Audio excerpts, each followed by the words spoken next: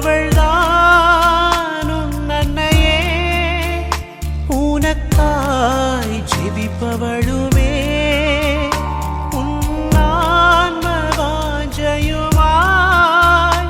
இருப்பாள் அவள் என்றுமே. ஒரு போதும் மறவாமலே புவி மீது காத்திடுவாள்,